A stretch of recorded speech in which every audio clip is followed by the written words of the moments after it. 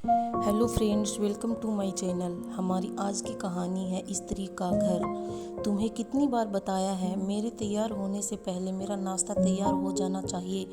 शादी के 25 सालों बाद भी मुझे क्यों बार बार एक ही बात बतानी पड़ती है। लता, तुम्हें क्या है, तुम तो आराम से घर पर रहोगी, मुझे काम पर जाना पड़ता है। तुम हो कि हमेशा बेवकूफ़ों जैसी हरकत करती हो। अगर तुम यह जानबूझकर करती हो तो याद रखना, मुझसे बुरा कोई नहीं होगा। आज भी प्रशांत का पारा चढ़ा हुआ था।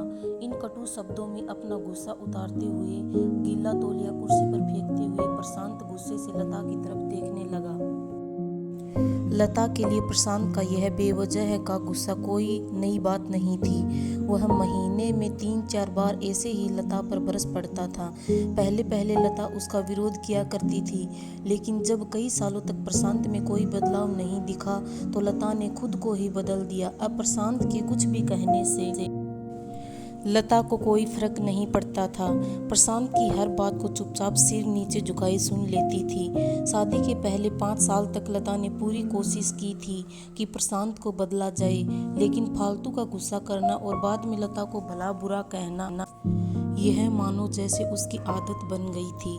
कोई भी वाद विवाद होता तो प्रशांत सीधा लता को बोल देता, अगर मैं तुम्हें अच्छा नहीं लगता तो क्यों नहीं चली जाती अपने मायके, क्यों रहती हूँ मेरे साथ। इतना सब कुछ होने के बावजूद लता प्रशांत के साथ रहती थी, क्योंकि उसे अपनी बेटी की फिक्र थी। और वह जाती भी तो कहाँ, अपने बूढ़े हो चुके माँ बाप को इस उम्र में परेशान करना वह नहीं चाहती थी। समाज और लोग क्या कहेंगे, यह भी तो उसे देखना था। वह इतनी पढ़ी लिखी भी तो नहीं थी कि खुद जाकर कोई नौकरी कर सके और अपना और अपनी बेटी का पालन पोषण कर सके।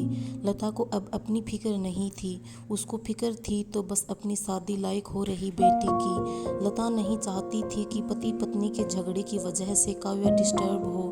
काव्या की पढ़ाई पूरी हो चुकी थी, उसके लिए अब शादी के रिश्ते आने लगे थे। कई रिश्तों को काव्या ठुकरा चुकी थी। 2-3 महीने बाद एक अच्छा रिश्ता आया। रिश्तेदारों और पहचान के लोगों ने भी लड़के के बहुत गुणगान किए थे। प्रशांत एक शाम अपनी बेटी के पास बैठकर उसे बताने लगा, काव्या बहुत अच्छा लड़का है, पढ़ा लिखा है, बड़ा घर है, बहुत अच्छी नौकरी है। ऐसे रिश्ते बार बार नहीं आते बेटा, इस बार मना मत करना। काव्या अपने पिता से ज़्यादा बात नहीं करती थी, शायद डरती थी या शायद नफरत करती थी, लेकिन आज वो अपनी पूरी हिम्मत इकट्ठा कर बोली, मुझे अभी शादी नहीं करना है पापा, मैं नौकरी करना चाहती हूँ, खुद अपने पैरों पर खड़ी होना चाहती हूँ। हाँ तो उसमें क्या बड़ी बात है, मैंने लड़के से बात की है, वह तुम्हें किसी बात के लिए नहीं रोकेगा। तुम शादी के बाद भी नौकरी कर सकती हो, वह तुम्हें नौकरी के लिए परमिशन दे देगा। प्रशांत बोला, मेरा नौकरी करना या ना करना उसकी परमिशन पर क्यों डिपेंड रहेगा पापा। काव्या ने पूछा, मैं कह रहा हूँ ना, तुम्हें किसी भी चीज़ की कमी नहीं होगी वहाँ। ऐसे रिश्ते बार बार नहीं आते, इसे ठुकरा मत, बहुत खुश रहोगी तुम वहाँ। प्रशांत बोला, पापा क्या मैं उतनी ही खुश रहूंगी जितनी मम्मी इस घर में खुश हैं। काव्या ने तंज कसते हुए कहा, आज तुम्हारी जुबान कुछ ज्यादा नहीं चल रही। प्रशांत गुस्से से आंखें बड़ी करते हुए बोला, पापा मुझे शादी ही नहीं करनी है, क्योंकि शादी के बाद अगर वह लड़का आपके जैसा निकला तो मैं क्या करूंगी। मुझे आपके जैसा जीवन साथी नहीं चाहिए जो बिना बात के मुझ पर हमेशा चिल्लाए। मुझे कुछ भी अपनी पसंद का लेना हो तो 10 बार सोचना पड़े, कहीं वह नाराज ना हो जाए। मेरी तबीयत कैसी भी हो उसे परवाह ना हो, रोटी थोड़ी सी मोटी बन जाए तो घर सर पर उठा ले, उसकी चेक बुक ना मिले तो भी मेरा ही दोस्त निकाले, और हर छोटी मोटी बात पर मुझे मायके जाने के लिए कहे। काव्या ने अपना दिल खाली करते हुए पापा से सब कह दिया। प्रशांत का गुस्सा 7वें आसमान पर था, लेकिन उसके मुंह से एक भी शब्द नहीं फूट रहा था। वो काव्या की बातें सुन रहा था।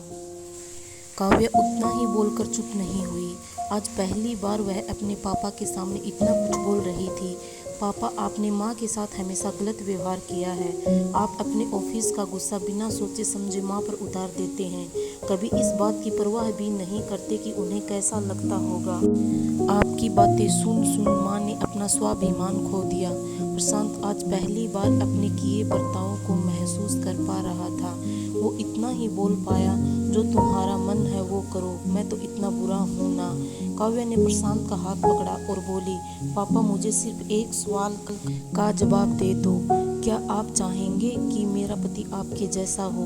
अगर आपका जवाब हाँ है तो कर दीजिए मेरा रिश्ता आज ही, और ना है तो मुझे आत्मनिर्भर बनने दीजिए। प्रशांत कुछ भी ना बोल पाया और वहाँ से चुपचाप बाहर चला गया।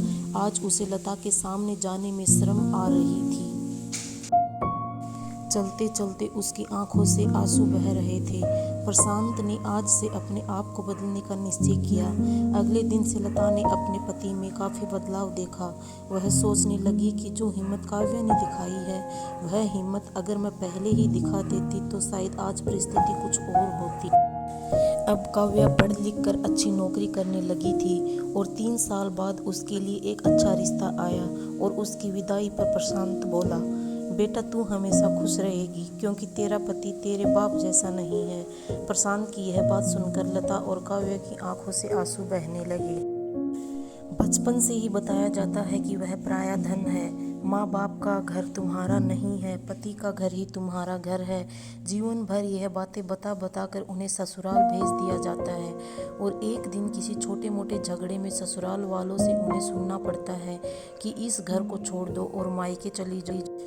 अब आप ही बताओ दोस्तों, ऐसी स्त्रियों का सच्चा घर कौन सा है? आखिरकार वह किस घर को अपना कहें?